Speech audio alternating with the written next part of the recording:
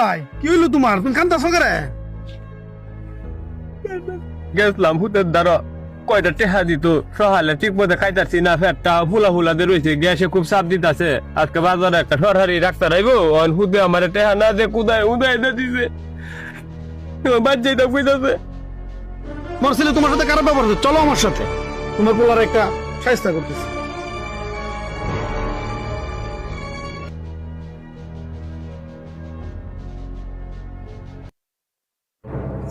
আসসালামু আলাইকুম। ওয়ালাইকুম আসসালাম।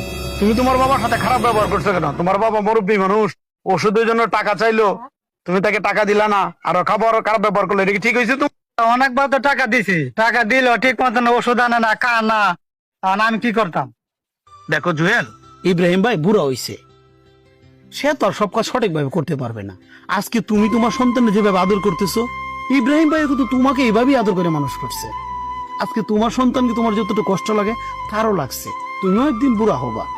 আজকে যদি তুমি তাকে মূল্যায়ন না করো, প্রত্যেকটা বাবা শেষ বয়সে কষ্ট পাবে। তুমি তো বুঝো, তুমি তোমার বাবার যত্ন নাও, তোমার ছেলেও তোমার যত্ন নেবে, ঠিক আছে? তোমরা একটা সুখী পরিবার, ভালো থাকো, দোয়া করি, কেমন?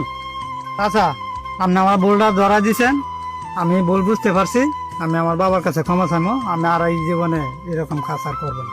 বাবার কাছে মাপ চাও, তোমার বাবা তোমাকে ক্ষমা করে দিবে। আশা করি তুমি ভালো থাকতে পারবা। বাবা, আমার তুমি ক্ষমা করে দাও, আমি আর এই ভুল কোনো সময় করতাম না। বাবা হুদরে তোর প্রতি কোনো আমার মনে হয় দাবি নাই,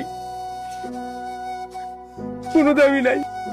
সো বন্ধুরা, বিয়ে করে মা বাবাকে তোমরা ভুলে যেও না, কারণ মা বাবা হচ্ছে পৃথিবীর শ্রেষ্ঠ সম্পদ, যা হারিয়ে গেলে আর কখনো পাওয়া যায় না।